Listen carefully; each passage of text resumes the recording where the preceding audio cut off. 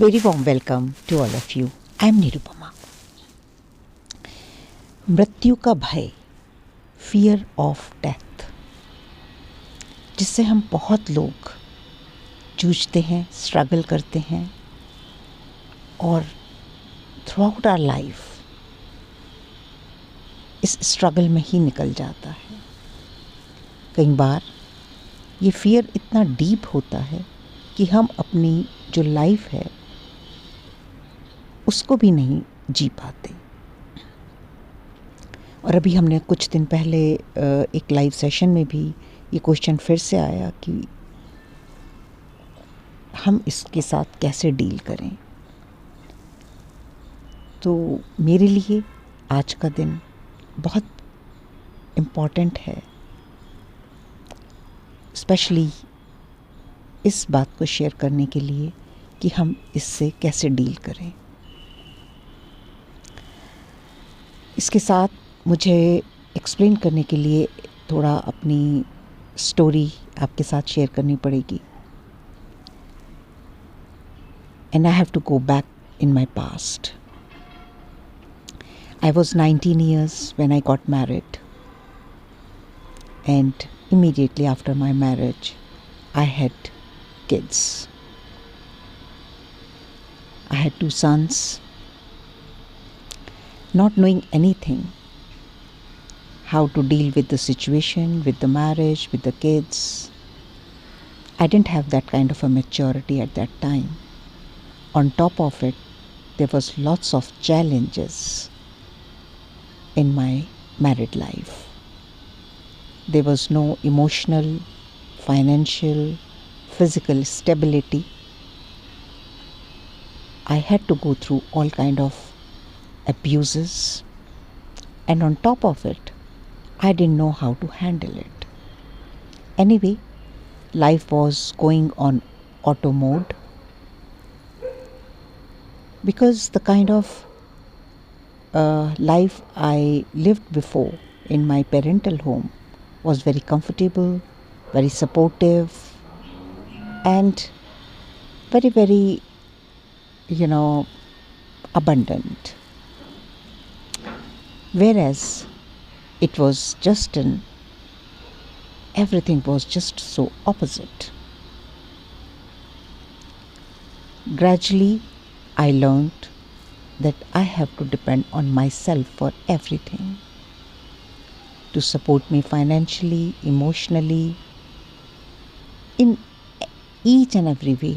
और किसी तरह मेरी ज़िंदगी आगे बढ़ रही थी. स्पिरिचुअली इतनी मैच्योरिटी नहीं थी कि लाइफ को एक दूसरे पर्सपेक्टिव से देखा जाए. I was totally and completely in my 3D consciousness and trying to handle things.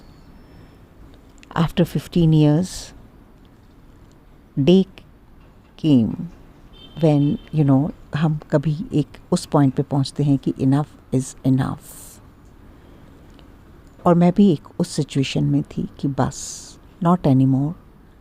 I can't take all that on one platter. और मैंने एक डिसीजन लिया सेपरेशन का अपने हस्बैंड से.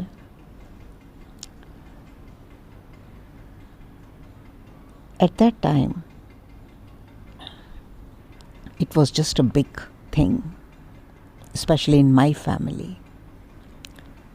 All the doors were closed for me, no support. लेकिन जो मेरे दोनों बच्चे थे, मेरे बेटे, they choose me as a parent. Anyway, mother के लिए ये एक बहुत बड़ा इमोशनल सपोर्ट होता है और ऑनर होता है. लेकिन वहाँ पर मेरे साथ प्रॉब्लम ये थी कि मेरे पास कोई भी फाइनेंशियल सपोर्ट नहीं था. कोई जॉब नहीं थी, कोई बिजनेस नहीं था. Still, my married life was so traumatic कि उसके सामने मुझे बाकी की सारी चीज़ें बहुत छोटी लगती थी. I stood by my decision and we moved out. My elder son, actually both of them, they were studying at that time in the best of India's school.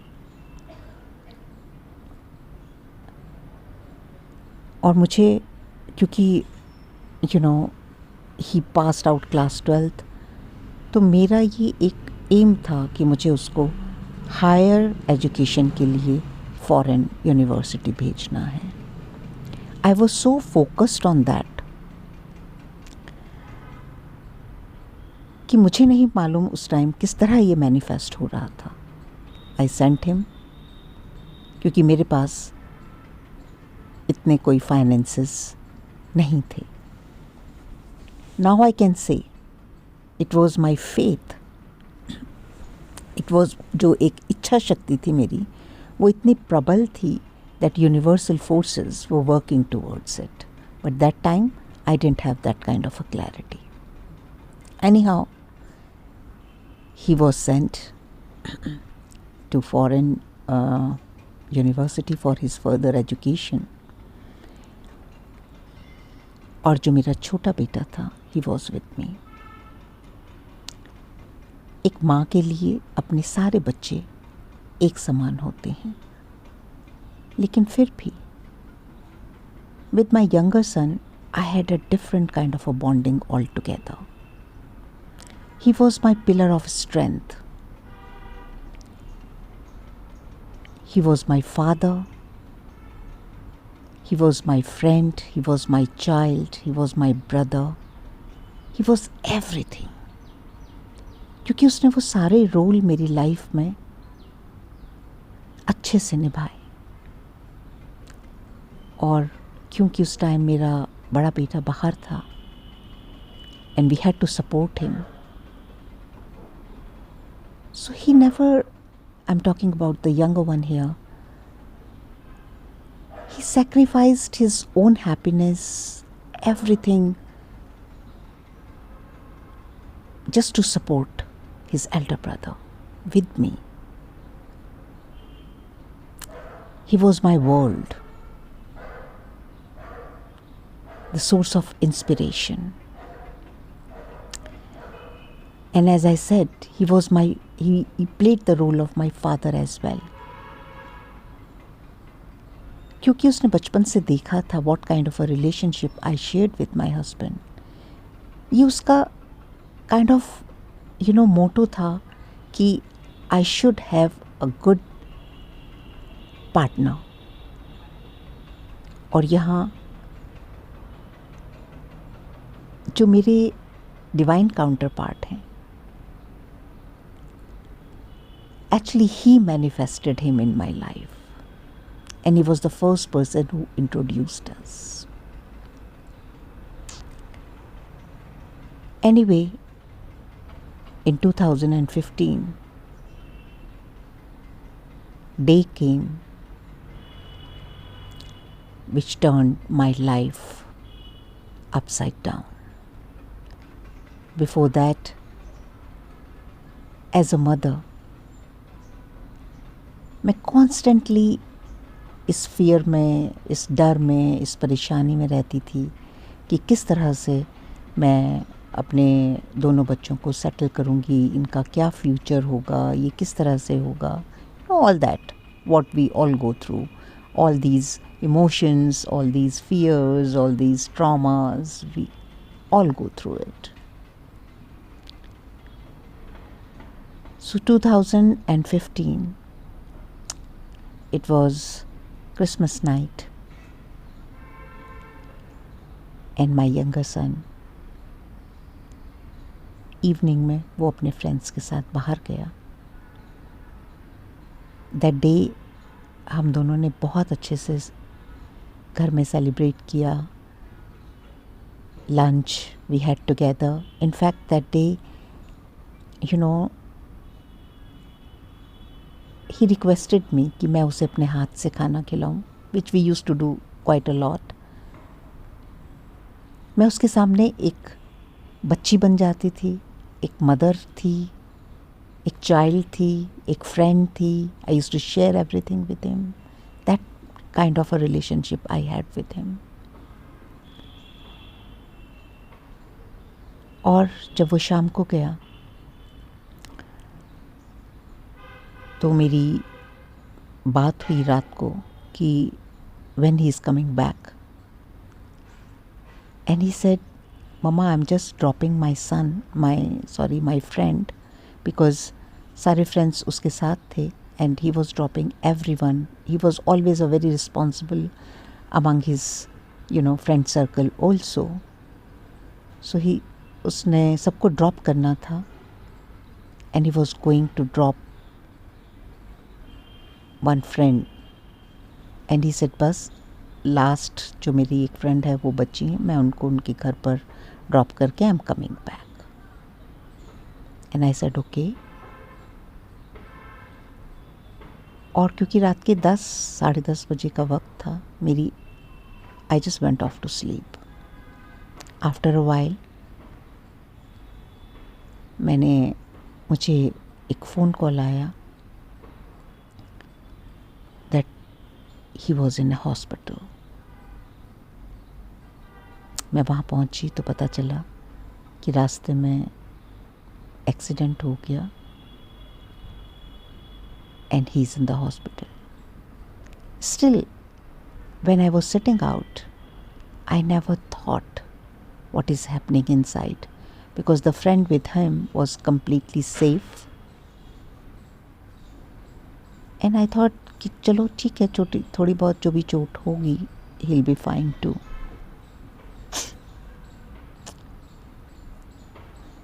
Just to cut the story short, I lost him that night. And I didn't know how to live without him. और ऐसे में जो माहौल होता है घर का, सब लोग आना शुरू हो गए, सब लोग बात कर रहे थे, मैं उसकी बॉडी को देख रही थी,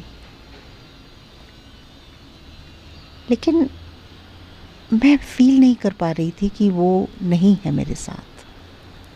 आई am disconnected with him.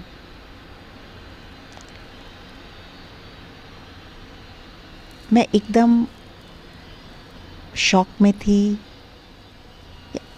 Actually I don't have words to explain my condition, क्योंकि एक भी मोमेंट के लिए मुझे नहीं फील हो रहा था कि he is not with me. Whereas जब मैं लोगों की बात सुनती थी, एंड आफ्टर क्रिमेशन ऑल्सो, जब मैं देखती थी फिज़िकल उसकी प्रेजेंस नहीं है घर में, तो मैं फील क्यों नहीं कर पाती थी कि उसकी प्रेजेंस नहीं है, इज़ नॉट अराउंड.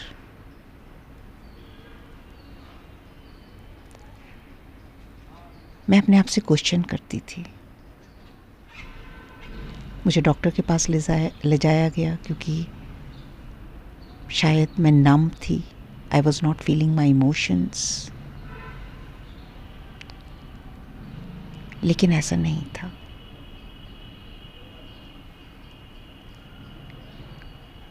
उसकी जो लाइट थी, उसकी जो स्ट्रेंथ थी, उसकी जो सोल थी, वो हमेशा मेरे साथ थी.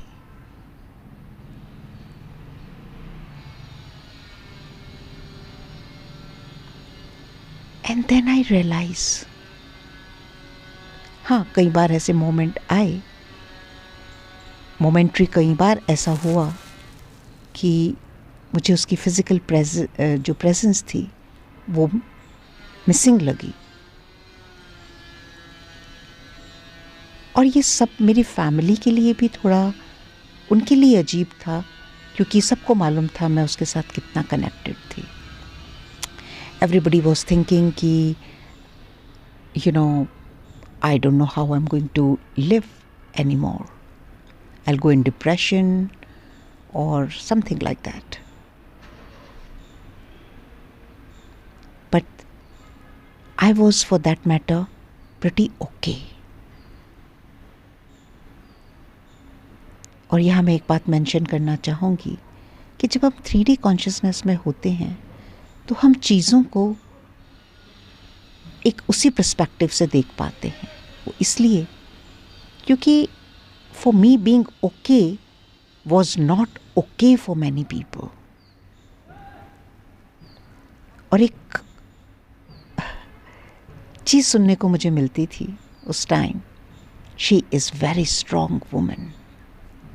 और strong, they were not using that as a good word or as a compliment. It was like, oh, she's so unaffected. लेकिन मैं क्या फील करती थी वो नहीं फील कर पा रहे थे। मैंने कभी भी ऐसा नहीं फील किया that he is not with me, because my soul was constantly in touch with his soul. At spirit level, we were together. तो जो हम ये फियर करते हैं, डर है जो हमको फिजिकल बॉडी खोने का, सबसे पहले हमें ये सोचना है कि this is the truth of our life. जो आया है वो जाएगा, क्योंकि फिजिकल बॉडी की एक एज है, एक लिमिट है, whereas soul is no limit. So जब हम physically connect होते हैं, at physical level we connect with people, we fear death, we fear pain, trauma. और वो कहाँ से आता है? वो अटैचमेंट से आता है। अगर हम अपनी ट्रू लाइट में खड़े होकर देखें कई बार, तो हमें ये साफ साफ दिखेगा कि हम किस चीज़ को मौन कर रहे हैं, किस चीज़ को का दुख मना रहे हैं। और बहुत बार हमने क्या लूज़ किया, हमें क्या मिल रहा था उस रिलेशनशिप से, हमारी लाइफ में किसी के जाने से क्या कमी आई। या तो हम इमोशनली डिपेंडेंट थे, या तो हम फाइनेंशियल डिपेंडेंट थे। कोई भी तरह की डिपेंडेंस थी, हमें वो कष्ट पहुंचा रही होती है, हमें वो दुख पहुंचा रही होती है। पेन बॉडी हमारी वहाँ से क्रिएट होती है। लेकिन अगर हम सोल के साथ कनेक्ट करते हैं, अगर हमारा कनेक्शन स्पिरिचुअल होता है, अगर हमारी बॉन्डिंग हमारी स्पिरिट लेवल पे है, then there is no pain, there is no fear.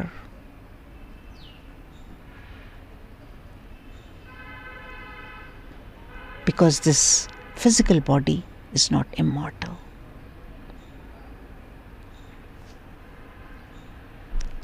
So my dear friends, मेरा ये सब शेयर करने का आपसे एक ही मतलब है कि जो चीज़, जो रियलिटी है, उसको हमें स्वीकार करना है। और हमें ये सीखना है कि हमें ज़िंदगी कैसे जीनी है। और उस टाइम मैंने जो कुछ बातों का जो मुझे रियलाइजेशन हुआ वो ये था that how many years of my life I lived in that fear कि मैं उसका फ्यूचर कैसे सेट करूँगी, जो मेरे कंट्रोल में ही नहीं है। या whatever I was just going through, that was not even worth I would have lived those moments in a more joyful and happy way. लेकिन मैं क्या कर रही थी? मैं कंट्रोल करने की कोशिश कर रही थी. And we all live that kind of a life. हम उन चीज़ों को कंट्रोल करने की कोशिश करते हैं जो हमारे हाथ में नहीं है. These universal laws are same for everyone. And the moment we surrender to that, there is no pain. There is no suffering. There is only joy and acceptance. So let's live our life fully in a present moment, so that we cherish those moments. जो हमारी energy है, we can bring more joy there. We can bring harmony to our relationships. It's not worth of being in fear, in pain, in unforgiveness, in hurt, nothing. Soul is free from that. And he's my younger son. He's my spirit guide. So drop this agony, this fear, this pain. और आज से कोशिश करें अपने relationships को harmonised करने की, joyful करने की. Make every moment worth living. That's all I would like to share with you today. Be in love with yourself and everyone around. This life is beautiful and precious, and keep transforming. Thank you.